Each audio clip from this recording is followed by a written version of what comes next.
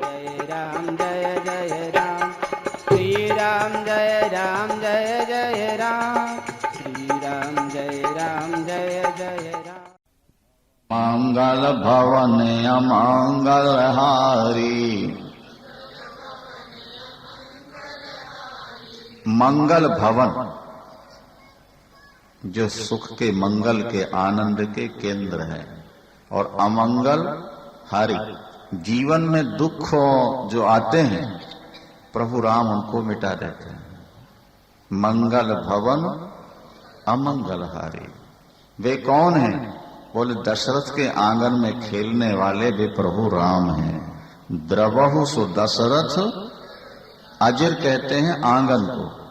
महाराज दशरथ के आंगन में खेलने वाले भगवान राम हम पर प्रसन्न हो जाएं, ऐसा कहकर के भगवान शंकर ने प्रणाम किया है भगवान राम को।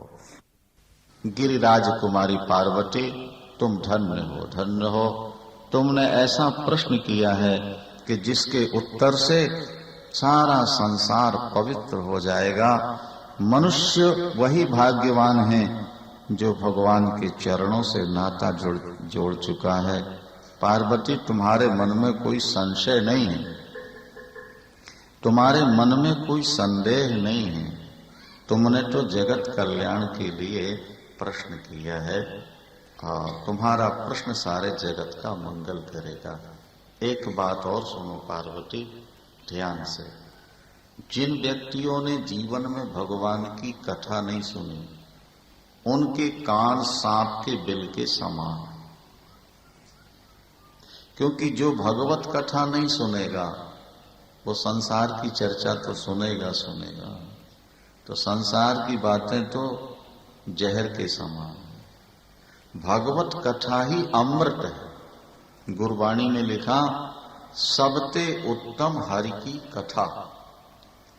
जीवन में सबसे ऊंची वस्तु क्या है? सबते उत्तम हरि की कथा।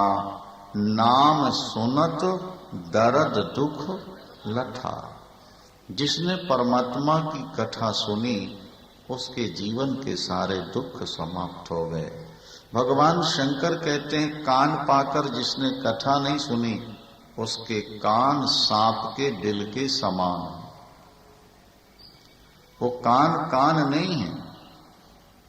आप कान में आभूषण पहन लें, पहले तो पुरुष भी पहना करते थे ना कानों में कुंडल। देवियां हीरों के टॉप्स पहनती हैं, लेकिन लिखा हुआ है कि आपने कानों का कितने श्रृंगार कर लिया और कानों से भगवान की कथा कभी नहीं सुनी, तो आपके कानों की कोई शोभा ही नहीं है। और ये बात अच्छी तरह ध्यान रखना, शास्त्रों में लिखा है कि जो कान पाके कथा नहीं सुनते, अगले जन्म में उनको सर्प बनना पड़ता है। ये प्रसिद्धि है कि सांप के कान नहीं होते।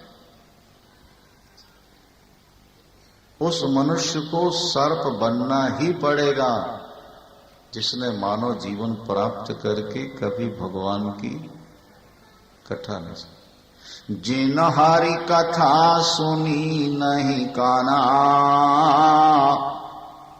तो श्रवण रंध्र आही भवन समाना। उसके कान तो सांप के बिल के समान। और नेत्रों से जिसने संत दर्शन नहीं किया, नेत्रों से जिसने भगवत दर्शन नहीं किया, वो आंख आंख नहीं है, वो तो मोर की पांख है। मोर के पंख में भी आंख बनी रहती है, देखा होगा ना। तो बोले उस व्यक्ति की आंख में और मोर की पांख में कोई अंतर नहीं है जिसने दिव्य नेत्र पाकर कभी अपने गुरु का, संत का और ठाकुर जी का दर्शन नहीं किया। ये नेत्र आपको प्राप्त हुए हैं पिक्चर देखने के लिए नहीं, VCR मंगाकर गंदी फिल्में देखने के लिए आंखें नहीं मिली है। ये नेत्र तो मिले थे परमात्मा का दर्शन करने के लिए। ये नेत्र मिले थे संत और गुरु का दर्शन करने के लिए। आप देखो, उल्लू को दिन में दिखाई नहीं देता।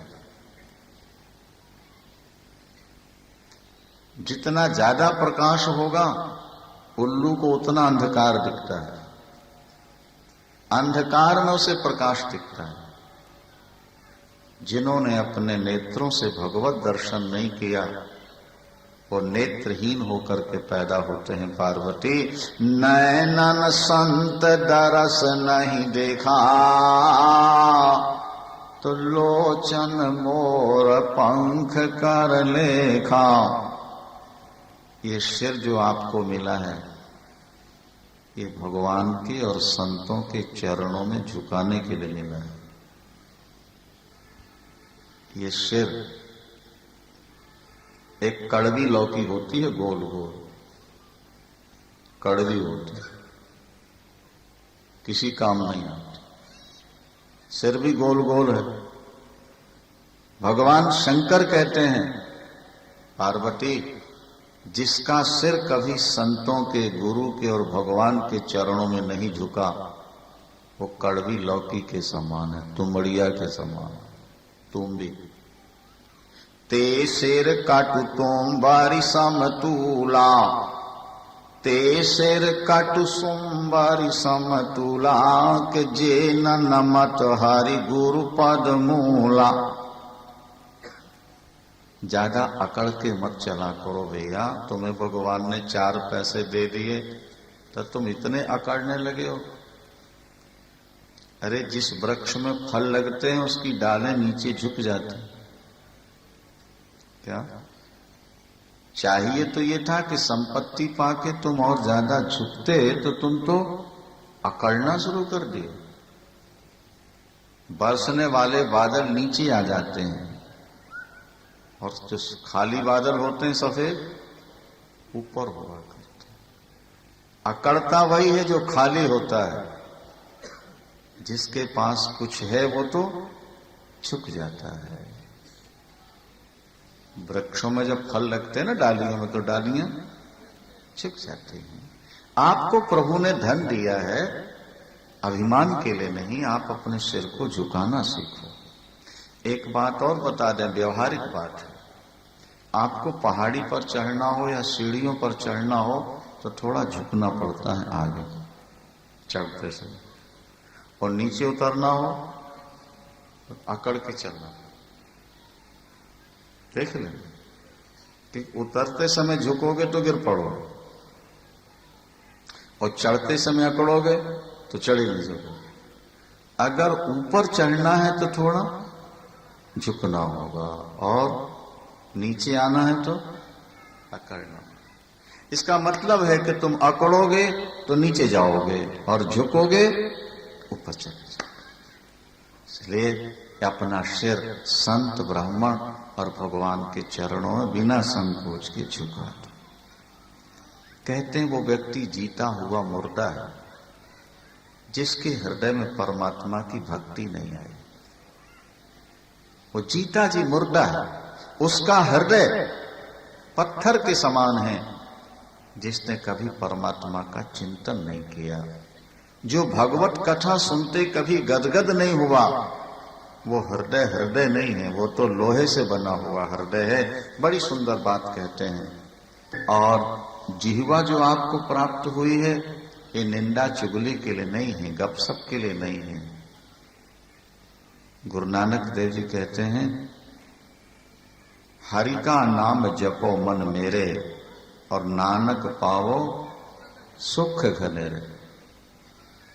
जहां मात पिता गुरु मीतन भाई, मन ऊहा नाम तेरे सदा सहाय। और जाकी सेवा नवनिधि पावे, तासन मूढ़ा मन नहीं लावे। और जो दिखे सो चालन हार, तासंग लपट रहो अंध आधार। रामायण में लिखा है कि जो भगवान का नाम नहीं लेते ना, मरने के बाद उनको चमगादड़ बनना पड़ता है। ये चमगादड़ उल्टा लटकी रहती है, और ये भी सुना गया है कि वो मुंह से खाती है और मुख से ही मल त्यागती है। उसके मल त्यागने का रास्ता ही नहीं होता। ऐसा क्यों? मानो परमात्मा उसको सजा दे रहा है कि कि मनुष्य बनकर तुमने अपनी वाणी का सदुपयोग नहीं किया, प्रभु का पावन नाम नहीं लिया, गंदी चर्चा करते रहे, इसलिए जिंदगी भर तुम्हारा मुंह गंदा रहा। मुख से खाओ, उसी से मल त्याग। तो जो नहीं करई राम गुण गाना, जो नहीं करई राम गुण गाना, क जीह सुदादुर जीह समान। उसकी जीव तो मेंढक के समान है और चमगादड़ के समान है, जिसने प्रभु का नाम नहीं लिया। ये वाणी मिली है नाम के लिए, एक पैर मिले हैं सत्संग में दौड़कर जाने के लिए। आप अपने काम से तो सैकड़ों हजारों मील दौड़ जाते हो, लेकिन सत्संग के लिए कहते हो कि दूर है। पैरों से अगर पैदल चल के भी जाना पड़े तो जाओ। हाथ किस लिए मिले हैं? ठाकुर की सेवा करो, अपने इष्ट का बंधन करो, अपने भगवान को नहलाओ, चंदन लगाओ, फूल माला चढ़ाओ, माता पिता गुरुजनों के चरणों में हाथ लगाओ, उनकी सेवा करो। ये हाथ आपको शुभ कार्य करने के लिए मिले। भगवान की कथा सैकड़ों कामधेनु गाय के समान है। एक कामधेनु गाय मिल जाए स्वर्ग की वस्तुएं मिल सकती हैं, भगवान की कथा तो सैकड़ों कामधेनु के समान है। इसलिए बड़ी श्रद्धा से भगवान की कथा सुनना चाहिए। भगवान की कथा संशय रूपी पक्षियों को उड़ा देती है। राम कथा सुंदर करतारी, ये राम कथा सुंदर करतारी, क संशय विहग उड़ावन हारी। पार्वती जो भगवत कथा सुनते रहते हैं उनके मन में संशय कभी नहीं होता। संशय वही व्यक्ति करते हैं जिन्होंने कभी कथा नहीं सुनी।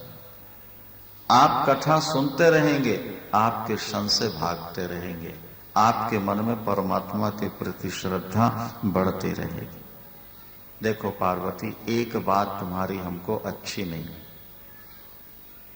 पार्वती जी घबरा गई। प्रभु वो कौन सी बात थी? बोले तुमने जो कहा कि दशरथ नंदन राम की अपेक्षा कोई और ईश्वर है क्या, ये बात हमको अच्छी नहीं। कहा ही सुना ही अस अधम नर, ग्रसे जो मोह पिशाच, पाखंडी हरिपद विमुख जाने झूठ नशा। पार्वती वे मूर्ख हैं जो दो ईश्वर की बात करते हैं। ईश्वर एक है, ध्यान रखना, ईश्वर एक, उसके रूप अनेक। ईश्वर दो नहीं हो सकते। सारे संसार की मिट्टी एक, सारे संसार का पानी एक, अग्नि एक, हवा एक, आकाश एक, तो इनको बनाने वाला एक ही होगा। ईश्वर अनेक नहीं है। तो आपके सनातन धर्म में तो बहुत सारे देवी देवता हैं, बोले एक ही अनेक बन गया है। क्या समझे आप? एक ही अनेक बनता। अच्छा, ऐसा मान लिया जाए कि एक व्यक्ति वकील भी है,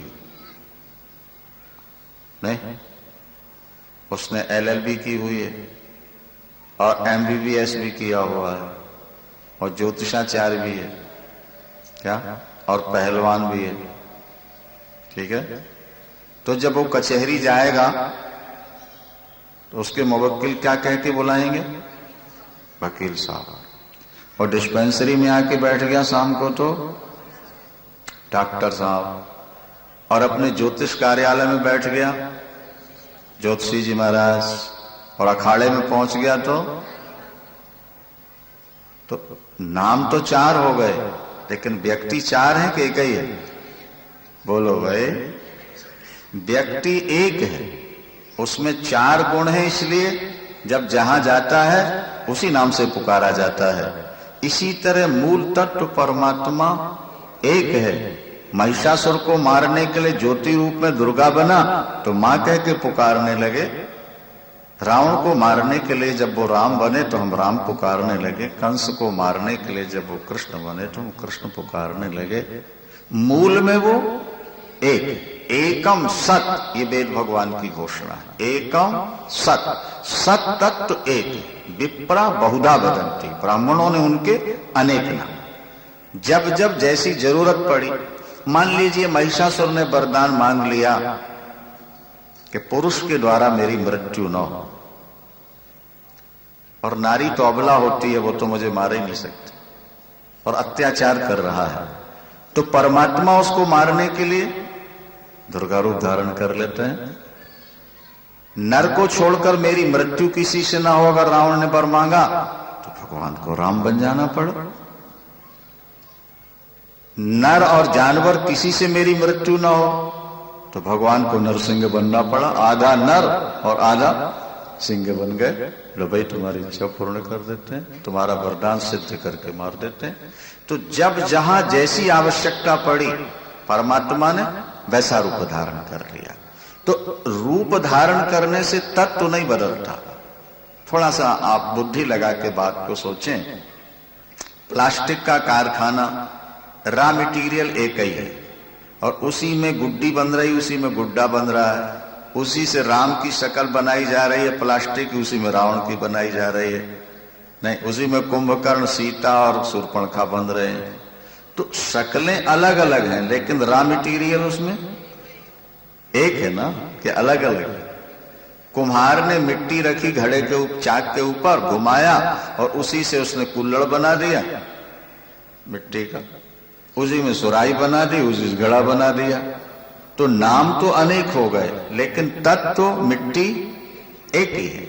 इसी तरह परमात्मा एक, जो कहते ना तुम्हारा भगवान छोटा, हमारा भगवान बड़ा, तुम्हारा भगवान दूसरा, हमारा भगवान दूसरा, ये छोटी बातें हैं, बचकानी बातें होती हैं। ईश्वर अनेक नहीं हो सकते। जरा सा ध्यान से समझेंगे बात को। अच्छा, एक वस्तु का एक ही मालिक होगा तब तो ठीक है, और अनेक मालिक हो जाएंगे तो आपस में कभी झगड़ा होगा कि नहीं होगा? बोलिए। अच्छा ये बताइए, किसी भी ग्रंथ में ऐसा लिखा है कि निराकार साकार में झगड़ा हुआ, कि राम में और खुदा में झगड़ा हुआ, अल्लाह और गॉड में झगड़ा हुआ? ऐसा किसी ग्रंथ में लिखा है? आप बताओ। बहुत दिनों से कथा सुन रहे हैं आप लोग, नहीं? क्यों नहीं हुआ? बोले वो अलग है ही नहीं, तो झगड़ा कहां से होगा? वो एक ही अनेक रूप धारण किए हुए, अनेक नाम अनेक रूप एक निर्धारण कर रहा है, झगड़ा कहां से होगा? वो तो जब अनेक रूप हो तो उनके आपस में झगड़े हो। हाँ ये ठीक है कि आज निराकार को मानने वाले साकार से झगड़ रहे हैं और साकार को मानने वाले निराकार, और यहां तक है कि राम को मानने वाले शंकर भक्तों से झगड़ रहे हैं, शंकर को मानने वाले राम भक्तों से लड़ रहे हैं। आज संप्रदाय में लड़ाइयां बहुत हो रही हैं। और ये बात देख लो, नास्तिकों के यहां उतने झगड़े नहीं होते जितने झगड़े आज आस्तिकों के यहां हो रहे हैं। धर्म को मानने वाले जितने लड़ रहे हैं, धर्म को न मानने वाले उतने नहीं लड़ रहे। तो धर्म जोड़ने की वस्तु है कि झगड़ने की वस्तु है? और जब हम आपस में झगड़ेंगे ना तो हमारे देश में कम्युनिज्म आ जाएगा। उसको हम रोक नहीं सकते, समझ लेना। जब दो व्यक्ति लड़ते हैं तो तीसरा फायदा उठाता है। आपने वो छोटी कहानी सुनी होगी, बहुत प्रसिद्ध कहानी। दो बिल्लियों ने नहीं एक रोटी कहीं से प्राप्त कर ली। अब देखो हमारे यहां जानवरों के माध्यम से कैसी सुंदर सुंदर बातें समझाई गई। एक रोटी दो बिल्ली बंटवारा नहीं कर पा रहे थे, बोले चलो किसी से बंटवारा करा लें। बंदर के पास, बंदर से कहा हमारा बंटवारा कर। उसने तोड़ करके दोनों पल्ले पर रख के उठाया, एक तरफ की ज्यादा थी, उसने तोड़ के ज्यादा खा लिया। बंदर ही ने तोड़ा हो, और जब कुछ ज्यादा खा लिया तो दूसरे पल्ले की वजनदार होगी, तो वहां से भी लेके खा लिया, तो फिर ये वजनदार होगी, तो फिर इसकी तोड़ के खा ली। माने वो तोलते तोलते सारी रोटी बंदर ही खा गया, बिल्लियां यूं की यूं रह गई। अब देखो ये जानवरों के माध्यम से क्या बात कहेगी, क्या समझे? जब तुम दो व्यक्ति लड़ोगे उसका फायदा तीसरा व्यक्ति उठाएगा और तुम हाथ मलते रह जाओ। इसलिए धर्म को मानने वालों को चाहिए कि वो आपस में लड़ना बंद कर दें। भगवान शंकर कहते हैं कि जो निराकार है वही साकार है और जो साकार है वही निराकार है, वही राम है, वही कृष्ण है, वही विष्णु है, वही शिव है। अब जो निराकार वो साकार कैसे होगा? तो भाई पानी निराकार है और बर्फ, तो क्या पानी और बर्फ दो हैं? बोलिए, एक है ना। तो जैसे बर्फ और पानी दोनों एक हैं निराकार और साकार रूप में, इसी तरह परमात्मा भी निराकार और साकार दोनों एक है, वो अलग नहीं। अच्छा, लकड़ी में आग जल रही है, आपको दिख रही है, वो साकार है, और लकड़ी के अंदर जो समाई हुई है वो निराकार है। तो क्या जो लकड़ी में समाई है वो और जो प्रकट दिख रही है वो अलग अलग है? एक। आपकी गाड़ियों के ट्यूब अलग अलग होंगे, लेकिन उसमें जो हवा भरी है, बताइए, वो भी अलग अलग है? नहीं। घड़े अलग अलग हो सकते हैं, लेकिन घटाकाश एक, सब में आकाश एक है। घट अनेक, लेकिन उसमें आकाश एक। ट्यूब अनेक, लेकिन हवा सब में एक। गैस अनेक है, गैस सिलेंडर चूल्हे, लेकिन जलने वाली आग एक ही। इसी तरह से शरीर अनेक हैं, भगवान के अवतार अनेक हैं, लेकिन मूल तत्व एक। अगर ये बात हमारे आपकी बुद्धि में बैठ जाए, भाई हमारे सनातन धर्म में देखो ना, कोई भगवती दुर्गा को मानता है, कोई गणपति को। आप महाराष्ट्र जाइए, वहां गणपति की विशेष आराधना मिलेगी, और बंगाल चले जाइए भगवती दुर्गा की आराधना ज्यादा मिलेगी। मद्रास चले जाइए भगवान शंकर की ज्यादा आराधना मिलेगी। उत्तर प्रदेश में चले जाइए, वहां आपको भगवान राम का ज्यादा मिलेगा, कहीं भगवान कृष्ण का मिलेगा।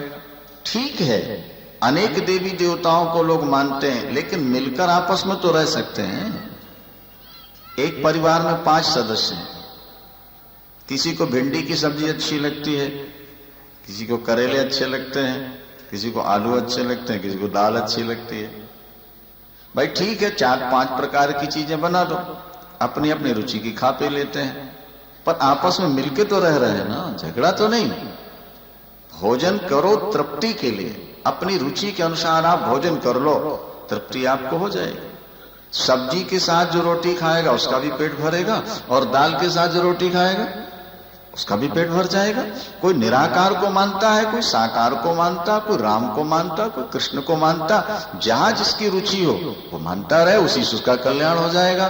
पर अब कटुता पैदा करना, हमारा बड़ा देवता और तुम्हारा छोटा देवता, ये बहुत ज्यादा बुद्धिमत्ता की बात नहीं होती है। इसलिए भगवान शंकर ने यहां पर कहा कि देखो पार्वती, वेद ने जिसको निराकार कहा है वही साकार बनकर के आया हुआ है। राम राम सच्चिदानंद दिनेशा, और नहीं ता मोह लिशा लवलेशा। भगवान राम सच्चिदानंद परमात्मा है, वही निराकार है और वही साकार। अब देखो गुरबाणी में भी यही बात लिखी है, निर्गुण आप सगुण भी ओही। निर्गुण आप और सगुण भी ओही, और कलाधार जही सृष्टि मोई। निर्गुण आप सगुण भी ओही, वही निराकार है और वही साकार है। जो परमात्मा बिनु पद चलय सुनय बिनु काना, कर बिनु करम करय विधि नाना। के आनन रहित सकल रस भोगी, और बिनु वाणी बता बड़ जोगी। कि तान बिनु पारस नयन बिनु देखा, ग्रह ग्राण बिनु बास अशेषा, कि आस सब भांति अलौकिक करणी, महिमा जासु जाय नहीं बरणी, जेहि इमि गावै वेद बुधो, और जाहि धरे मुनि ध्यान, सोई दशरथ सुत भगत हितो, कौशलपति भगवान सियावर राम।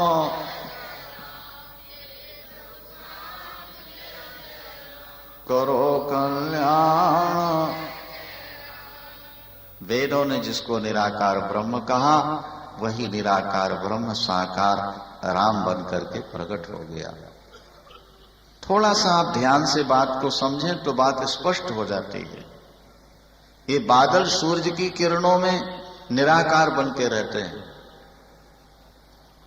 मानसून बादल आकाश में सूरज की किरणों में निराकार, जब बरसना होता है तो साकार बन के आते हैं और बरस के चले जाते हैं।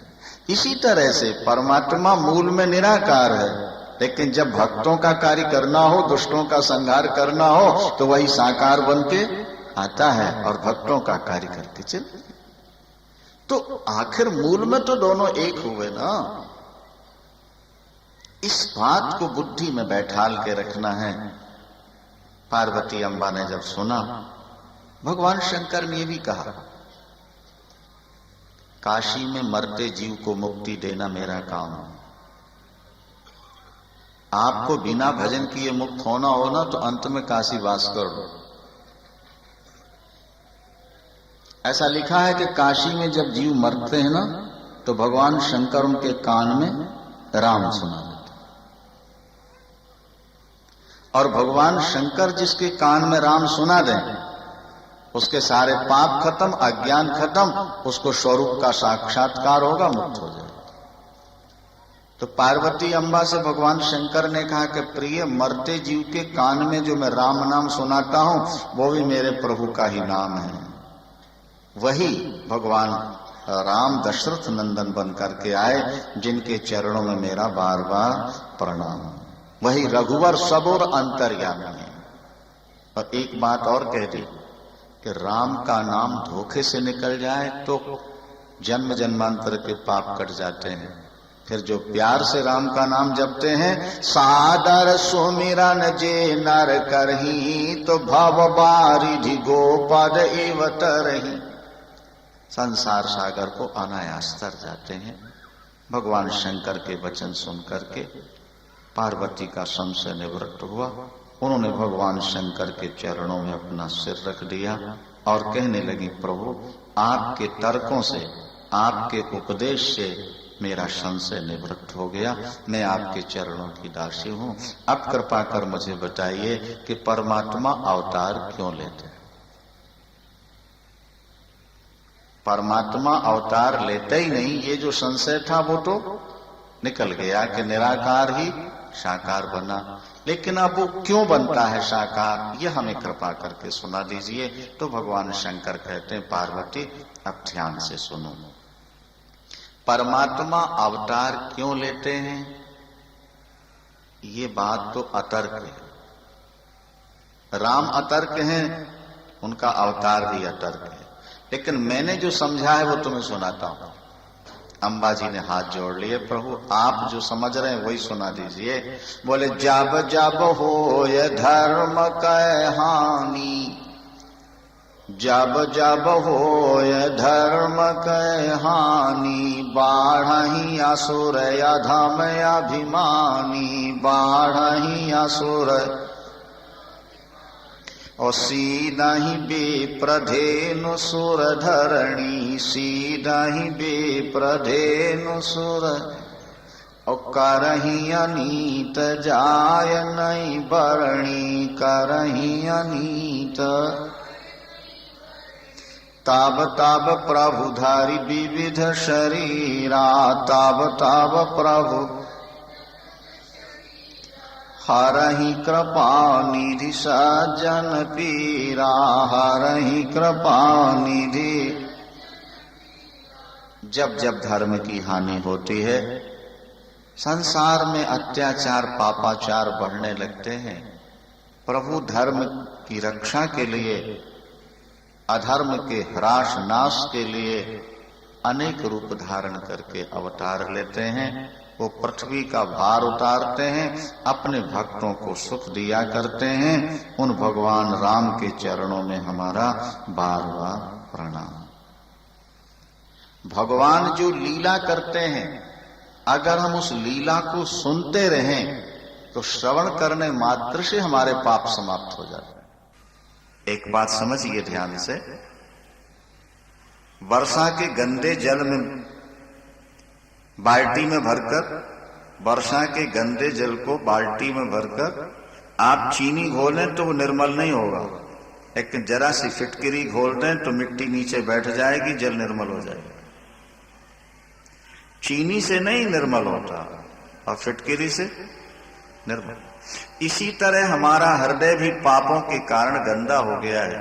वो संसार की मीठी चर्चाओं से निर्मल नहीं होगा, वो भगवान की कथा सुनते ही निर्मल हो जाएगा।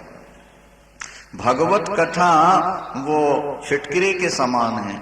कथा के शब्द जब अंदर प्रवेश करते हैं तो जीवन के सारे पापों को धो दिया करते हैं। एता बता पार्वती, भगवत कथा बहुत ध्यान से श्रवण करना। अब सुनो, भगवान के अवतार के हेतु में बतला रहा हूं, उन पर बहुत विचार करना। द्वारपाल हरि के प्रिय दो, जय और विजय जान सबको। बैकुंठ में रहने वाले भगवान के नित्य पार्षद जय और विजय। एक बार सनकादि भगवान नारायण का दर्शन करने गए, उनके तन में लंगोटी भी नहीं थी। वे हरि शरणम का जप करते हुए जा रहे थे, छठी ड्यूढ़ी पर रोक दिया, उन्होंने छड़ी लगा दी। सनकादिकों को क्रोध आया और श्राप दे दिया, जाओ तुमको राक्षस बनना पड़ेगा। 3 बार राक्षस बनो। भगवान नारायण ने समर्थन कर दिया। वही आकर के हिरण्यकश्यपु हिरण्याक्ष बने। भगवान ने वराह रूप नरसिंह रूप धारण करके मारा। वो मुक्त नहीं हुए, रावण कुंभकर्ण बने तो प्रभु को राम बनना पड़ा। तीसरे जन्म में वो शिशुपाल और दंतवक्त्र बने तो भगवान कृष्ण को अवतार लेकर के मारना पड़ा। एक तो ये कारण था अवतार लेने का। दूसरा कारण और सुन लो। जालंधर नाम का एक राक्षस था। क्या नाम था?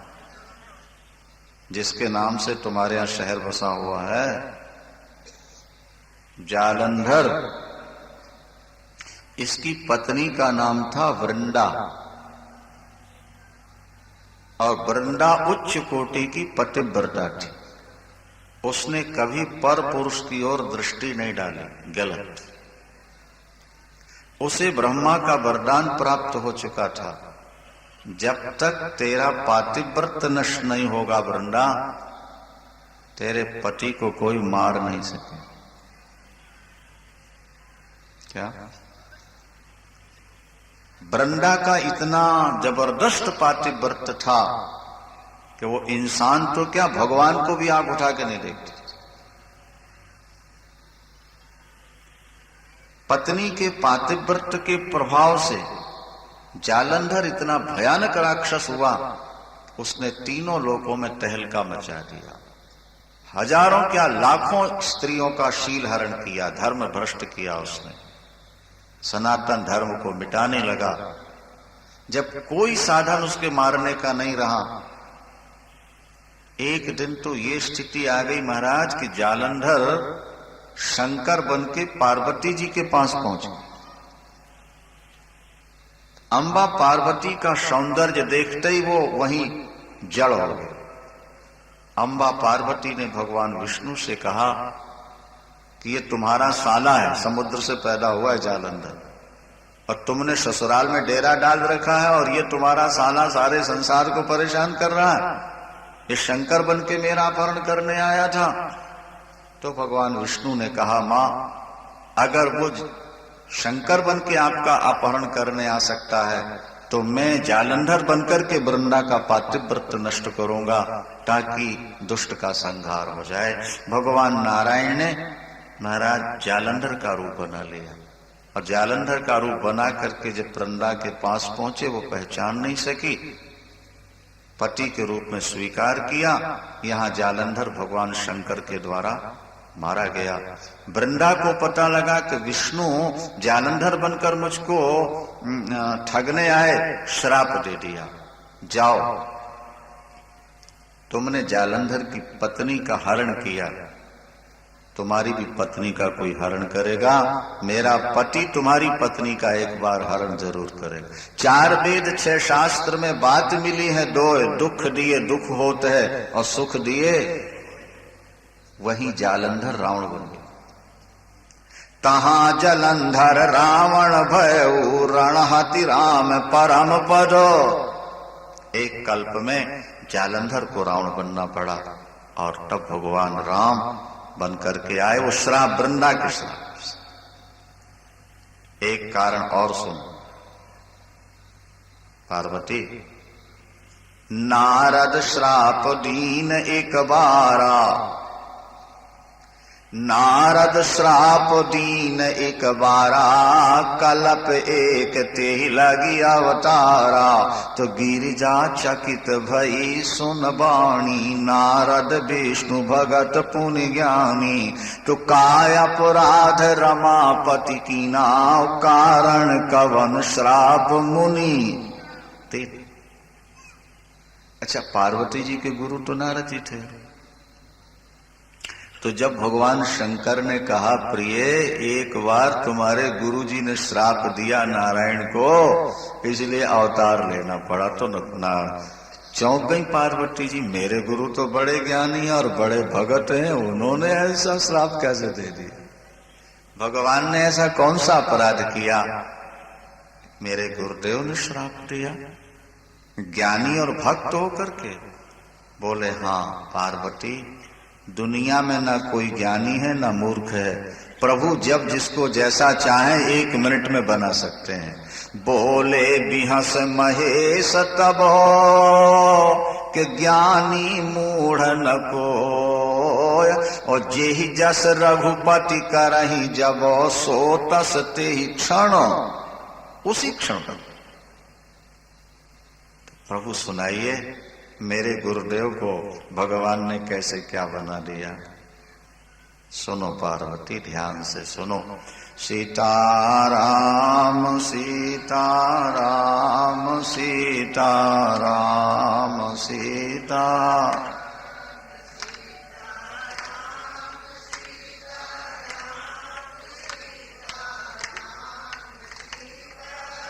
हम राधे श्याम राधे,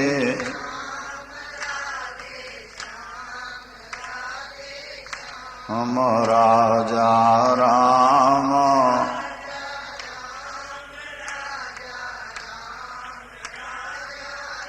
सियावर रामचंद्र भगवान की। बड़ी सुंदर कथा है, शिक्षाप्रद है। देवर्षि नारद ने भगवान को श्राप कैसे दिया। भगवान शंकर कहते हैं, पार्वती एक बार देवर्षि नारद बीणा बजाते हरिगुणानुवाद गाते हिमालय पहुंचे। भगवती भागीरथी गंगा के किनारे किनारे जा रहे थे। एक बड़ी दिव्य गुफा दिखाई पड़ी उन्हें। गुफा के अंदर प्रवेश किया, बड़ी शांति। सामने भगवती गंगा की धारा प्रवाहित हो रही है और अंदर गुफा है। बड़ी सुंदर जगह, एकांत शांत। देवर्षि जी ने सोचा, यहां बैठकर कुछ समय भगवान का ध्यान क्यों न किया जाए। एकांत शांत स्थान परमात्मा के चिंतन के लिए सर्वथा उपयुक्त है। उसी गुफा में बैठ के नारद जी ने समाधि लगाई। पार्वती जी ने कहा कि प्रभु, उन्हें तो श्राप है, 2 घड़ी से ज्यादा कहीं बैठ नहीं सकते। बोले, भजन करते समय श्राप खत्म हो जाता। सुमिरत हरि ही श्राप गति बाधी, कि सहज विमल मन लागी समाधि। भगवान देवर्षि नारद की समाधि। जब कोई व्यक्ति भजन करता है तो देवराज इंद्र उसमें बाधा डालता है। समझ लीजिए, इंद्र को सबसे बड़ी चिंता अपनी कुर्सी की नहीं, बड़े लोगों को समाज की ज्यादा चिंता नहीं होती, इनको चिंता कुर्सी की होती है। ये बात समाज की जरूर करते हैं कि हम समाज के हित के लिए ऐसा कर रहे हैं, लेकिन अगर अंतरंग में देखा जाए तो वो अपनी कुर्सी बचाने के लिए ऐसा कर रहे होते हैं, ज्यादातर ये होता है। लोग कहते हैं साहब हमें सेवा का मौका दीजिए, हमने कहा बिना नेता बने भी तो आप सेवा कर सकते हैं क्या? ये तो केवल एक बात का ढंग होता है लोगों का। क्या हुआ?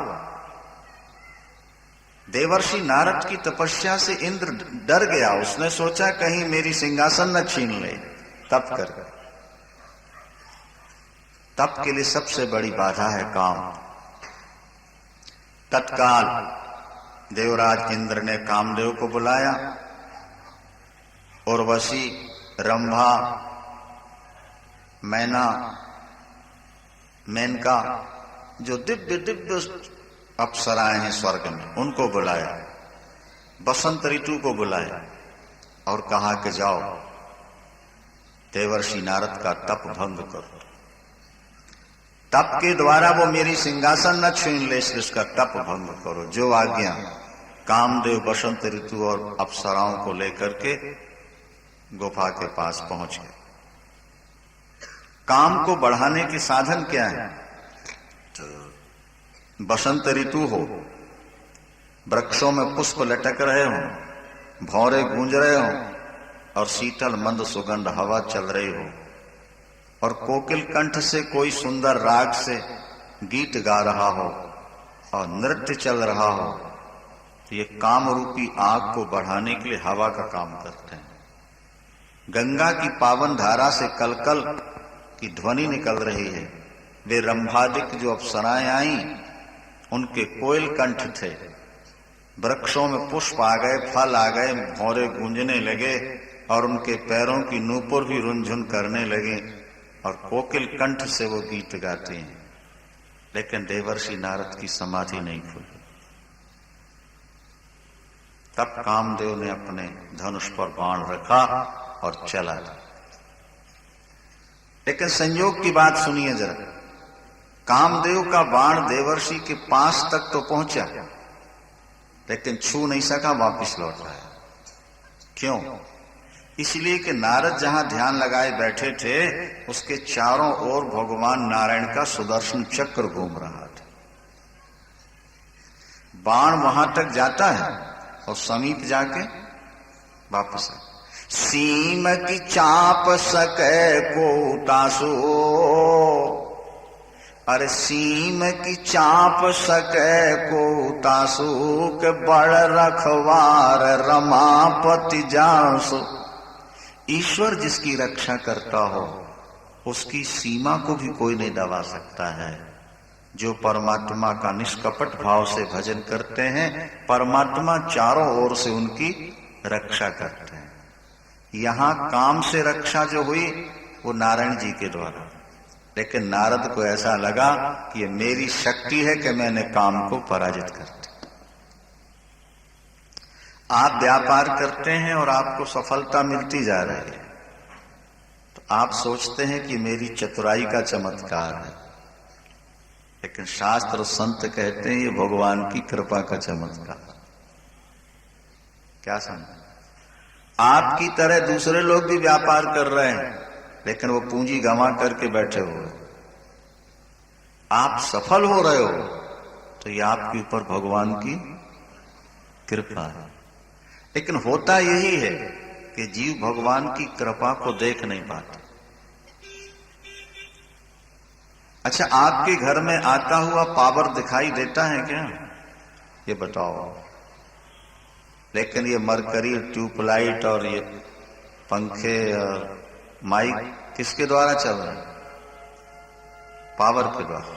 पावर स्वयं में दिखाई नहीं देता, लेकिन जितने कल कारखाने हैं वे सब पावर से ही चलते हैं। इसी तरह परमात्मा की कृपा दिखाई भले न दे, लेकिन जीवन में जो सफलताएं मिल रही हैं वो परमात्मा की कृपा से ही होती। जीव में कमजोरी है कि जब असफल होता है तो कहता है कि उसकी इच्छा थी, और सफल हो जाए मैंने देखो कैसी जुक्ति से काम किया, सफल हो गया। देवर्षि नारद काम पर विजय पाते हैं, कामदेवा के चरणों में गिर गया। देवर्षि नारद ने उस पर क्रोध नहीं किया, बल्कि उसको संतुष्ट करके आशीर्वाद देकर भेज दिया। काम पर तो विजय पाते हैं, लेकिन अभिमान से पराजित हो जाते हैं, ये बात आप समझ लें। काम को जीता, ये अभिमान मन में आ गया। तब नारद गावने शिव पाही, अब भजन छूट गया।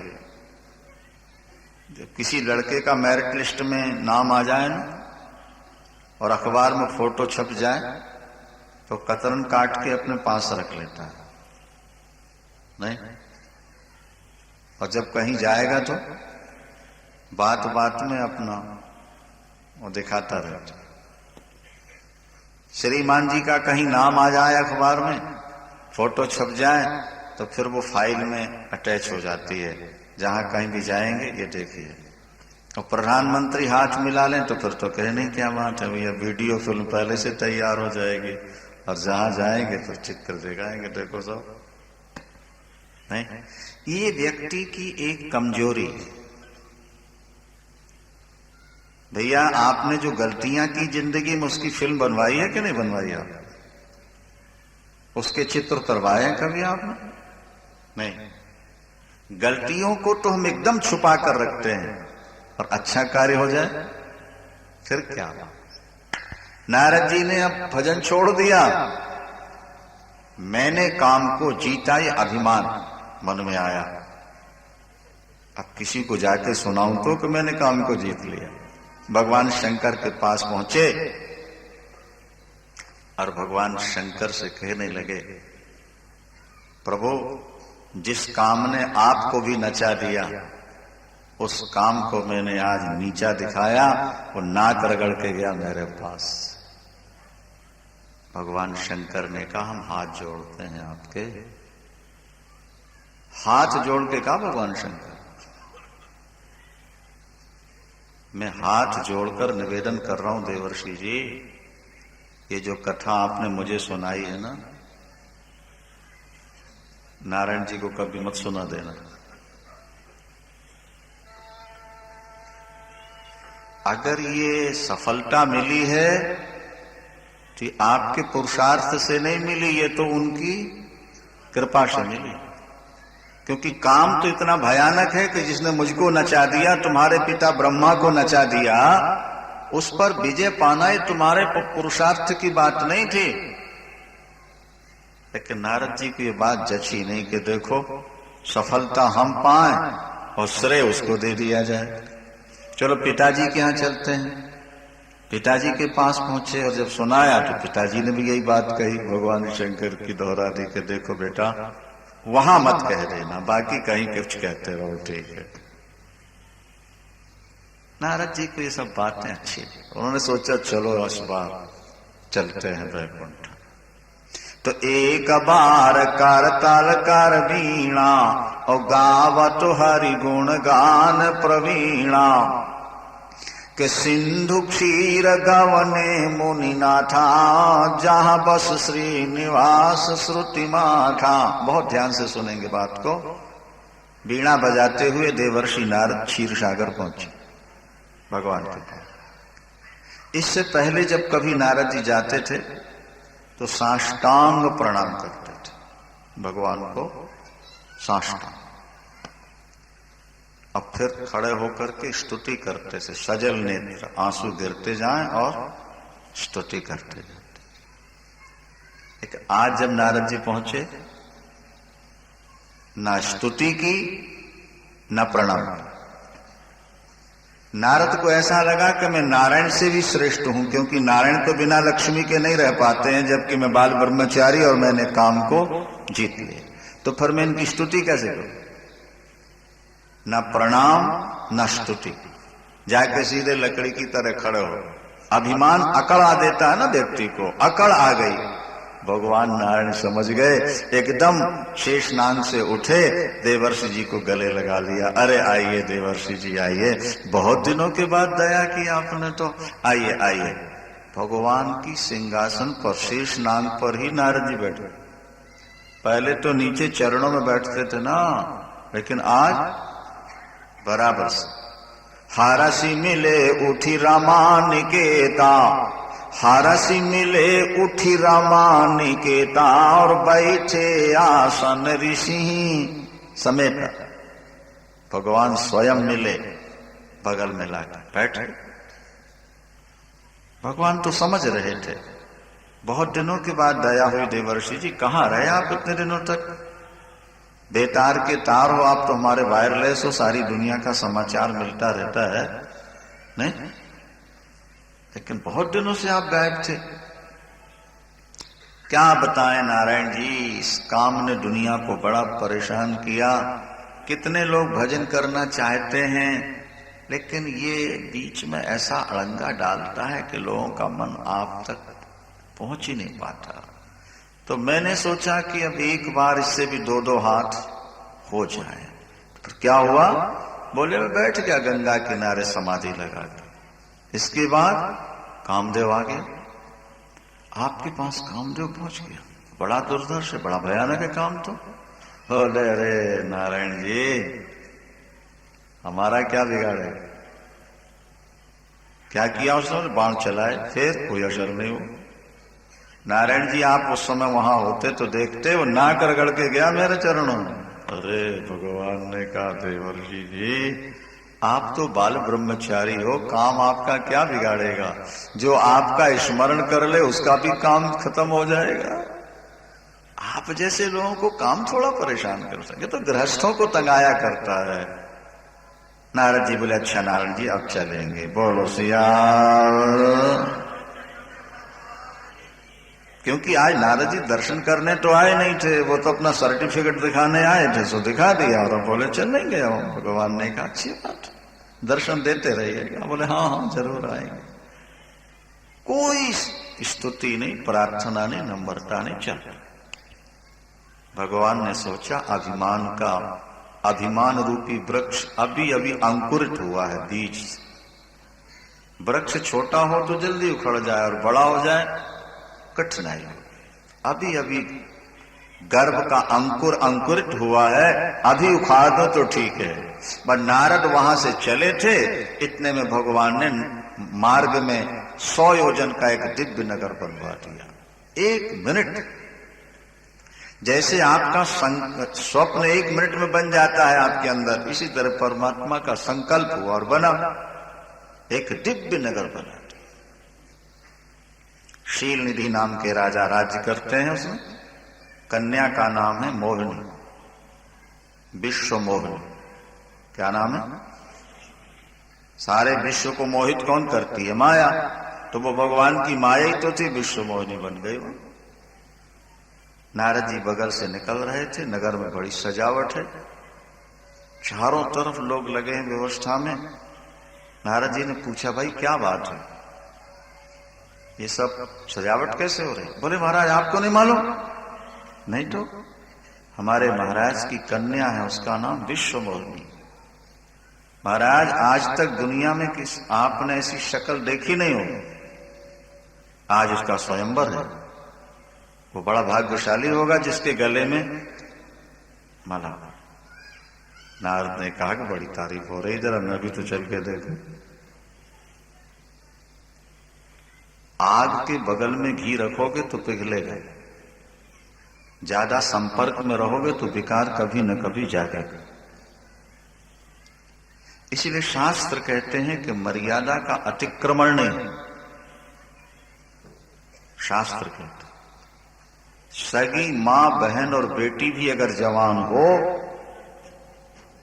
नहीं, एकांत में सदा सदा रहने की आदत छोड़ दो, एकदम अकेले नहीं रहना। और नहीं तो मन में विकार जाग जाएगा, वो काम तुमको अंधा बना देगा। बाद में भले पछताते रहो। सावधान। नारद जी पहुंचे, राजा ने कन्या को ला करके हाथ दिखाया, उसके हाथ में रेखा पड़ी थी। क्या रेखा पड़ी थी मालूम है? जो यही बरय अमर सोई होई, समर भूमि ते ही जीत न कोई, और सेवय सकल चराचर ताही, के बरय शील निधि कन्या। जय। एक कन्या का विवाह जिसके साथ होगा, सारा विश्व उसके चरणों की सेवा करेगा, वो अजर अमर हो जाएगा, उससे युद्ध में कोई जीत नहीं पाएगा। अरे महाराज, नारद ने सोचा अगर मेरे साथ इसका विवाह हो जाता तो मैं अजर अमर हो जाता, दुनिया मेरी पूजा करती और मैं युद्ध में किसी से पराजित न होता। देखिए अभिमान के कारण कैसे नीचे गिरते हैं। बस राजा से ये कहकर तुम्हारी कन्या सुलक्षणी है, उठ करके नारद जी चल पड़े और मन में विचार करने लगे कि अब ये प्राप्त कैसे हो। अगर कहीं सुंदरता मुझे मिल जाए तो सुंदरता के आधार पर ये मेरा वर्ण कर सकती है। सबसे ज्यादा सुंदर तो भगवान नारायण हैं, यदि वे अपनी सुंदरता मुझे दे देते मेरा काम बन जाता। वह बाहर निकल के हाथ जोड़ के प्रार्थना की, हे दीन बंधु, हे दया सिंधु, हे अकारण करण करुणा वरुणालय, नाथ दया करो। उसी समय भगवान प्रकट हो गए। महाराज नारद जी ने साष्टांग प्रणाम किया, भगवान मुस्कुराने लगे। थोड़ी देर पहले गए थे तो लकड़ी की तरह खड़े थे, और अब देखो साष्टांग दंडवत हो रही है। स्वार्थ व्यक्ति को झुका देता है, देखा ना। भगवान ने उठाया, बोले देवर्षि जी अभी अभी तो आप मिलकर के आए थे, क्या बात है? कोई समस्या खड़ी हो गई? बोले प्रभु बहुत बड़ी समस्या खड़ी हो। क्या? बोले अब विस्तार से नहीं बताऊंगा, नहीं तो टाइम ज्यादा लग जाएगा, बस इतनी कृपा करो अपनी सुंदरता मेरे को दे दो। आपन रूप देव प्रभु मोही, के आन भांति नहीं पावो। ओए आपकी सुंदरता के बिना वो मिलेगे नहीं, और स्वयंवर का समय बिल्कुल हो चुका है, इसलिए प्रभु जरा जल्दी कर दो। जेहि विधि नाथ हो यही तो मोरा, करहु सो बेगी दास मैं। कि जेहि विधि नाथ हो यही तो मोरा, कि करहु सो बेगी दास मैं। इसको भगवान ने पकड़ लिया और बोले नारद जी हित नहीं, जिसमें तुम्हारा परम हित होगा हम वही करेंगे, चिंता नहीं करो। अगर रोगी को पथ्य मांगता है तो वैद्य देता नहीं जल्दी से, इसी प्रकार हम तुम्हारा भला जरूर करेंगे। नारद जी का ध्यान तो वहां लगा था, तो भगवान की बात समझ नहीं पाए कि ये तो साफ नहीं कर रहे। भाई रोगी को पथ्य मांगे तो वैद्य नहीं देता, इसका मतलब क्या हुआ कि जो तुम मांग रहे हो, लेकिन समझी नहीं हरि गुरा निगूढ़ा, क्योंकि माया विवश भय मुनि मूढ़ा, मूढ़ हो गए। प्रणाम करके भागे जल्दी वहां से, अब तो प्रभु मुझे दे देंगे सुंदर। 3 रूप भगवान के यहाँ पर, समझ लो जरा बात। 3 रूप है इस समय नारद के। नारद को अपना विष्णु रूप दिखने लगा, समझ रहे हैं आप। शंकर के गण जो आए थे साथ में वो, और विश्व मोहिनी को बंदर का रूप देखेगा, और जो राजे महाराजे बैठे उनको नारद का रूप देखेगा। ये 3 रूप बना दिए ठाकुर ने। आकर के देवर्षि नारद एकदम सामने बैठ गए। राजकुमारी निकलेगी, मेरी सुंदरता देख के जयमाला डाल रही। और जब राजकुमारी निकली, सामने देखा काले मुंह का बंदर बैठा हुआ। सियावर रामचंद्र, काले मुंह का बंदर बना था। अच्छा, नारद जी को अपना नारायण रूप दिख रहा था। तो जैसे राजकुमारी ने देखा, उसको क्रोध आ गया कि देखो मैं इतनी कुरूप हूं कि बंदर भी स्वयंवर में आया है। दोबारा देखा ही नहीं उस तरह। और नारद जी ने यह सोचा कि शायद मेरे ऊपर नजर नहीं पड़ी, इसीलिए ढूंढ रही है। तो नारद जी उठ के खड़े होने लगे कि खड़ा हो जाऊंगा ना, दिखाई दे जाऊंगा। तो बगल में जो राजे बैठे थे उनने हाथ पकड़ के नीचे खींचा। महाराज बैठो, महात्मा होकर ये क्या कर रहे हो आप?